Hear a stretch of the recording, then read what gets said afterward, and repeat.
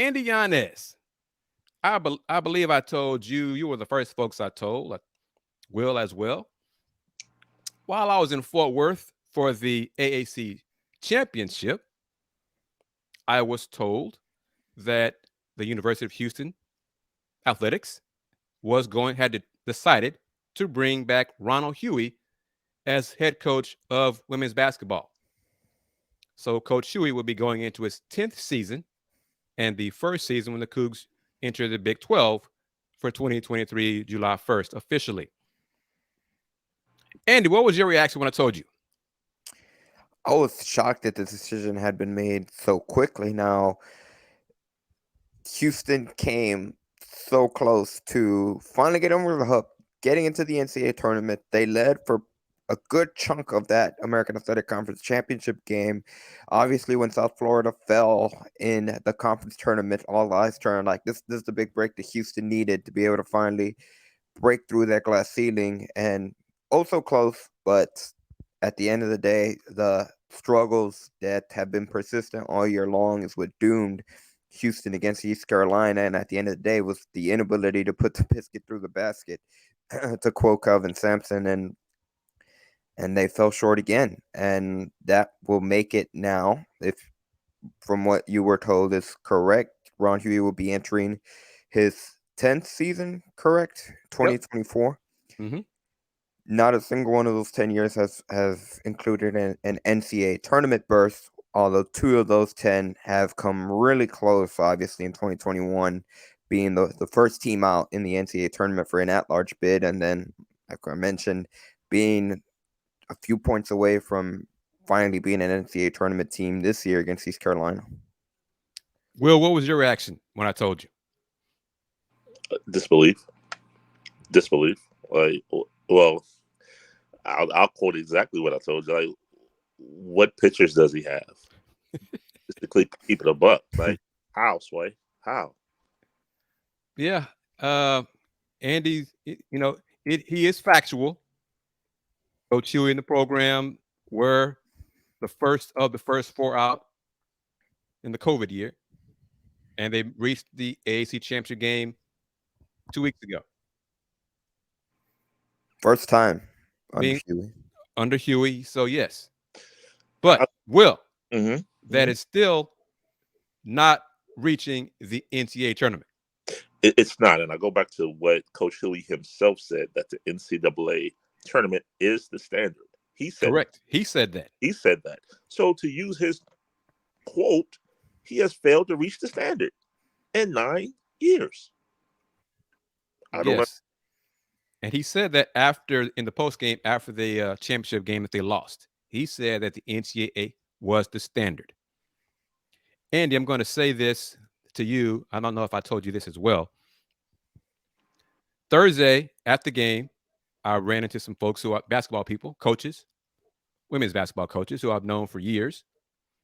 And this was before I was told. I was told about Coach Hughey returning on Saturday. So Thursday, before the title game against East Carolina, who got waxed by the Longhorns in their first round, just drove by, I think, 35, 40 points. It was the expectation was that Coach Hughey was done. Okay? Coaches who I've known, Chris, he's gone, right? He's gone. The question to me was, who was he looking at to replace him? That's what I got. And I said Thursday, I'm not sure he's going anywhere. Chris, come on now, Chris.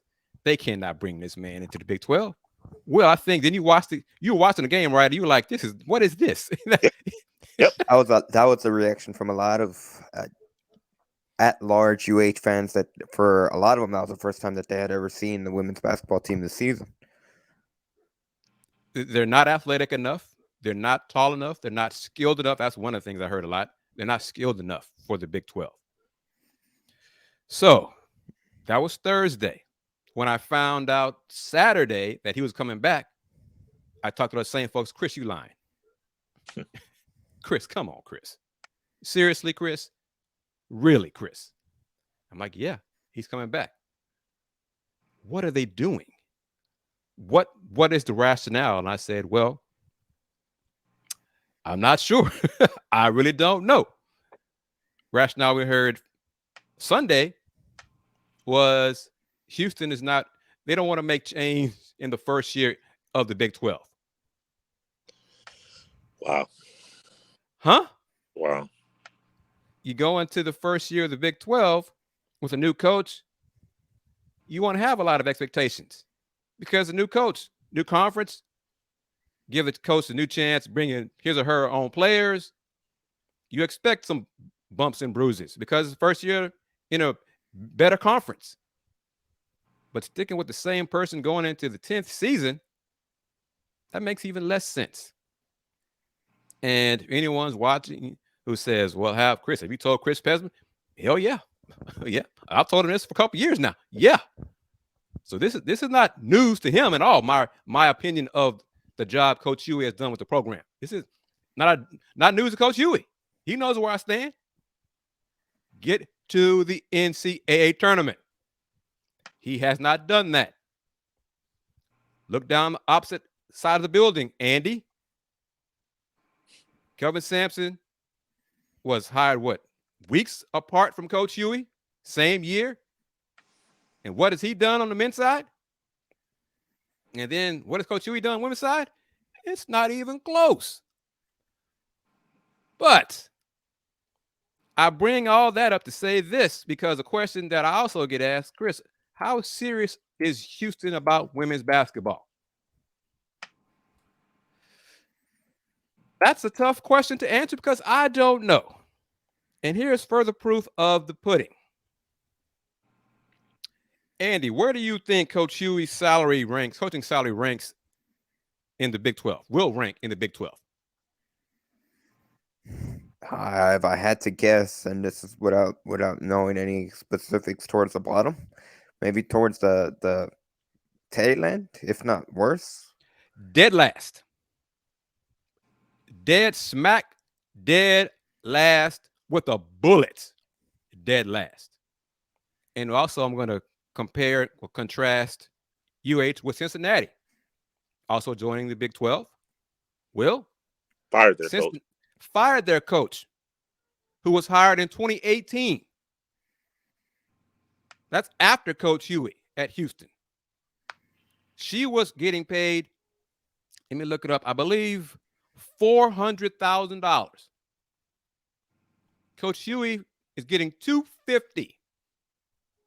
Dead last. The $400,000 is low. Okay.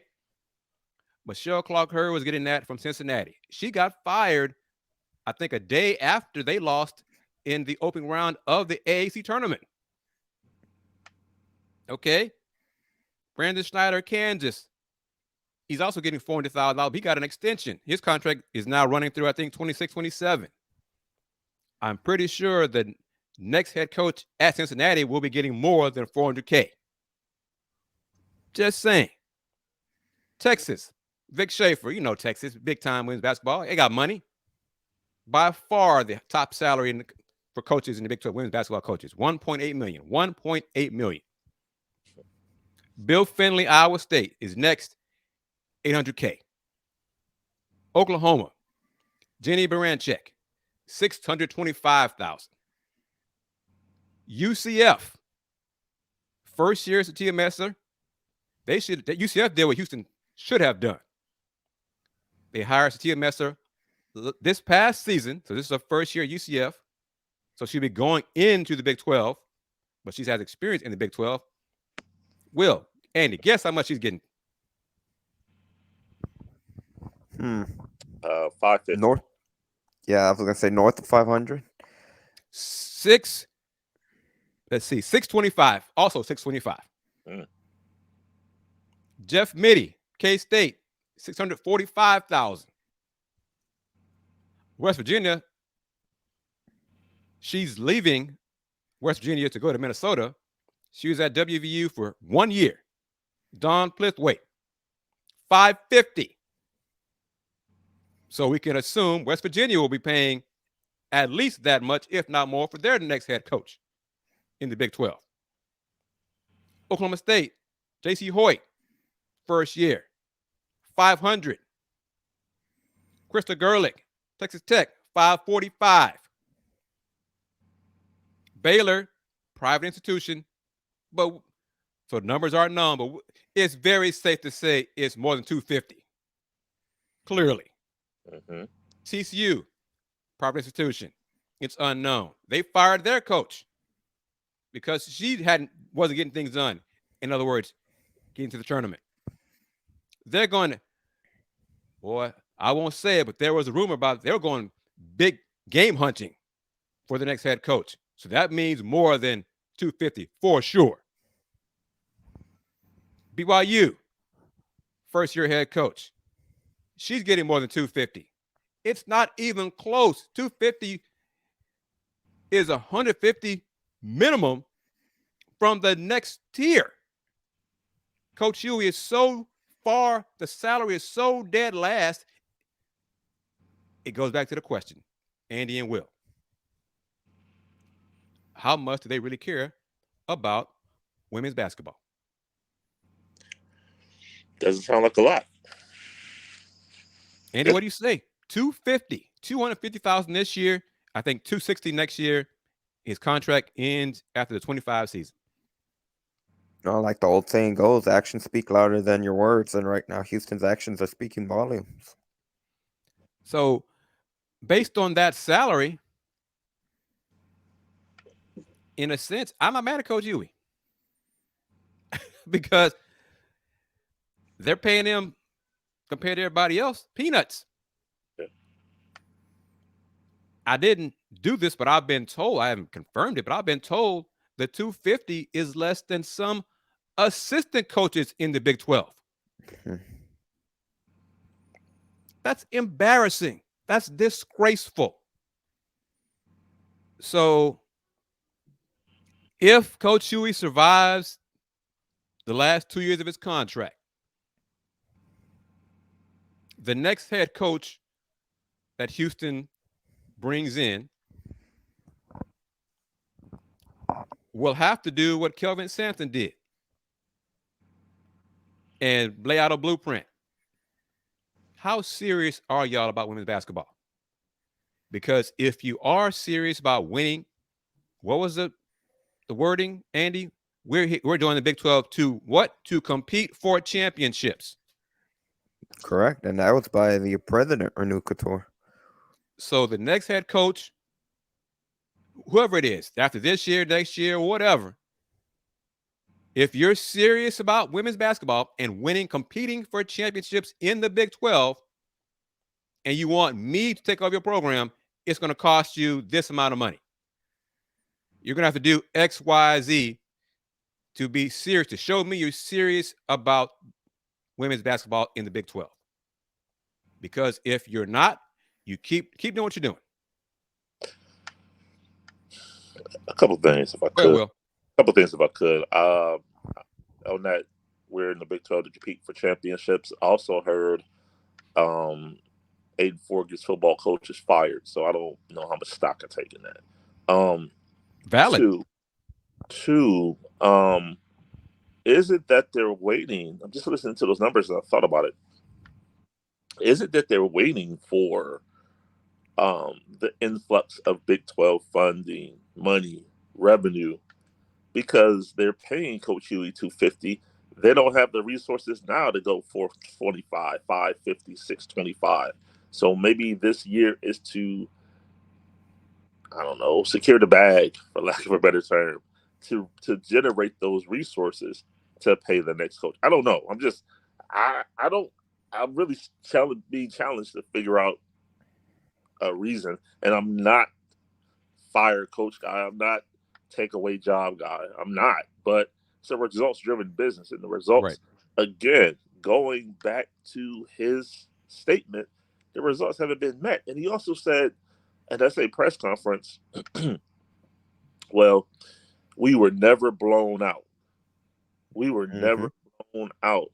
And to me, that's not a stamp of approval. That's not a positive statement, because what that tells me is you can't coach in close games. Yes. So, but he said it as though it was a badge of courage, like, hey, we never got blown out all year. Well, that tells me that you lost a lot of close games, and you never coached your team up to win close games. Is what it tells me. Andy, what are your thoughts on that? Do you agree? Absolutely, and not even more so where it may seem that about the coaching perspective, but just looking at it from an optics, that again, the standard is not to compete with these teams; it is to beat them and compete for them for national championships, not compete with them for close losses.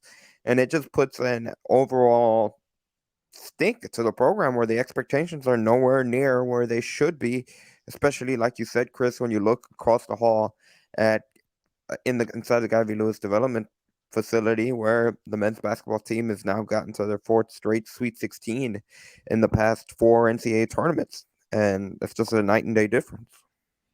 And I'm going to say this, take a moment to thank Five Star Properties for sponsoring Folks Talking Sports. This show is sponsored by Five Star Properties, a Dallas-based company owned by a UH alum. If you're facing foreclosure or you need to sell your house as is for cash, call 972-532-SELL or visit the website at 5starprops.com. That's FIVESTARPROPS.com. I mean, there's so much. the names of folks who I were recommended or suggested to me for this job to blow you away. There are alums, I guess, who don't watch FTS yet, beginning to, reached out to me and asked, well, is the Houston job in demand? And I had to tell them, yeah, because of the location of the city of Houston, state of Texas, going to the Big 12. The facilities, yes, it's very much in demand. And then it got into, well, how much are they paying? Well, oh, well, maybe that's what it is. Oh, well, that's an issue. And when if it's not going to the champion, going to the tournament, going to the big dance, it's got to be money. It's got to be economics. What else is there? Yep. Because if they have to be waiting for the Big 12 money, there's really nothing left. And if that's the case, it's obviously it's not our money. I don't have $250K laying around, in my shoebox or anything. Knock on wood, hopefully I will one day. Andy, especially because he's younger than us. Yep.